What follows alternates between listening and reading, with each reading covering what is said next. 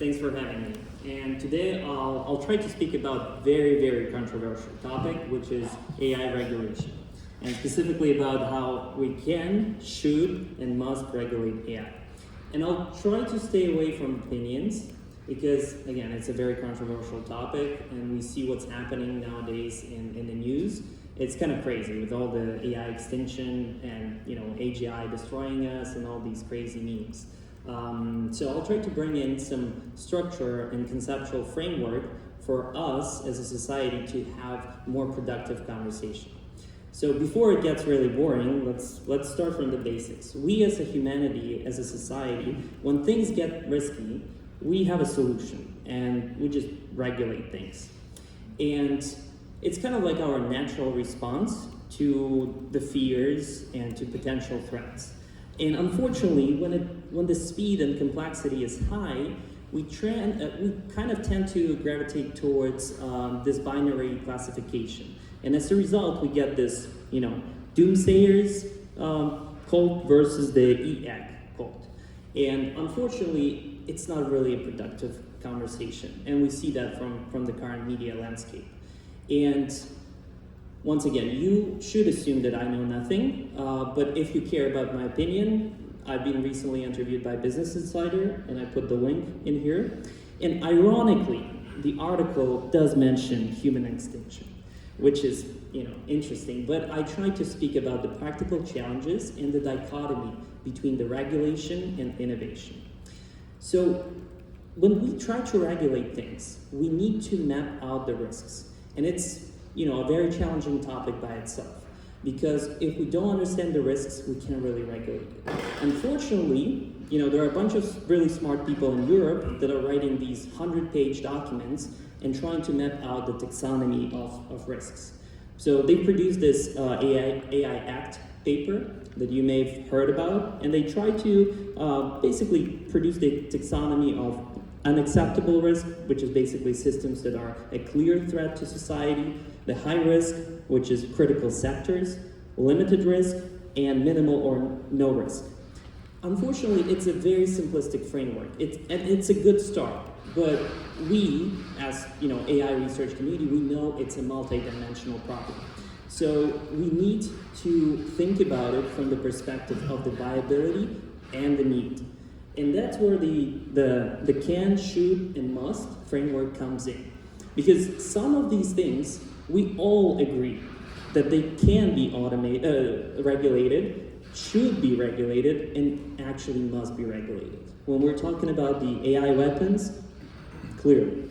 When we're talking about the AI infrastructure, it's actually a questionable topic. When we talk about AI content, also. When we talk about AI tools, not clear. So we need to go even deeper with that, because it's not just the viability, it's also the actual probability and potential impact of things. The probability of causing harm versus how much harm can be caused. And it's a completely different problem if you have the AI girlfriend going crazy or AI drone. And that's where this complexity comes in. We need to start evaluating things from the perspective of the likelihood of risks, potential impact, and the actual viability of regulating. Unfortunately, the techno-optimism is real, and the speed of research is just insane. We get 200 new AI papers every day, and it's impossible to stay on top of all of it. As of recent, famous researchers said that it's, literally out of control. And since the end of last year, it's going crazy. So, why I'm talking about this? Jokes and memes aside, this is a major problem. And we need all of the parties to work together to build the actual infrastructure to solve for these risks. And what exactly do we have to build? We have to expand the risk modeling, the actual frameworks beyond the hypothetical AGIs and general type of risks. We need to introduce the evaluation benchmarks and encourage the utilization. We want the collaborations between the government, the commerce, and open source. And we need to start using technology itself to augment the policy work, because it's impossible to lag behind, especially in the times when the innovation is so fast. So hopefully that brings in some framework for you to think about it, and we're open for Q&A. Thank you. And a little plug, if you're interested in joining Fully Agent, here's a QR code. We need your support. And any questions? Yeah, so in terms of the complexity, it keeps rising. We just barely kind of like got okay with the current LLM craze, right? Now we're adapting, and then this whole new hype of AI agents is coming in. Everyone, who heard about AI agents? It's a crazy. Yeah, plenty of people. And when it comes to the risks associated with it, the complexity grows, exponentially. Because we're not just talking about the question answer, right? The previous speaker was talking about jailbreaking and jailbreaking that process. But imagine AI agents that actually mimic human workflows, and there's something in there in that workflow where the agent goes rogue. The famous recent paper about the sleeper agents that I highly recommend, that's one of the possibilities where you have a perfectly functioning AI agent that serves the needs of the human workflow, and then something triggers it, and it starts producing the behavior that may not align with the desired behaviors. So as a result, we as a 501c3 nonprofit research lab, we introduced the kind of the moonshot project of creating the agent arena that is designed to evaluate these type of agentic workflows in real world use cases and scenarios, which is a very hard problem to tackle, but we as an open source community have to do things like that. What's sort of the worst case scenario in terms of an agent breakout, if you will? Granted you have some sort of code that is querying model, let's say Mistral, or some sort of open source model. How much impact can you really have in the world if it escapes, right?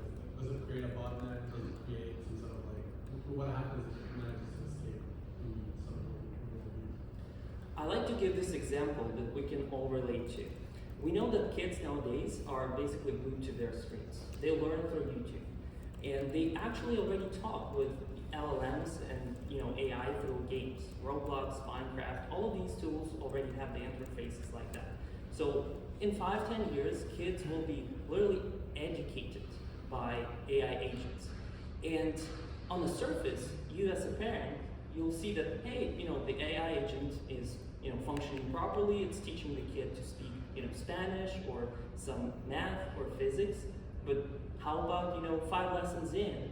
There's something where the agent starts producing the malicious behavior, or the behavior that may corrupt your kid's psyche. All of these things should be considered when we're deploying these types of technologies. So you advocate for a centralized authority that sort of regulates that? I don't think that the regulation is possible in the current landscape through restrictions. I think, and again, that's my opinion, the government should enable the regulation through encouragement and building tools and providing tools, the infrastructure to evaluate these things. Because commercial entities are not really interested in that. We do have companies like Anthropic that are building for that, but still, they're unicorn, they're a VC type of a story, and they're optimizing for revenue as a byproduct of that. So at the end, it's only open source communities, and it's not enough. So there should be some form of a regulation that encourages companies to use evaluation tools and actually, builds them. All right, thank you. Thank you.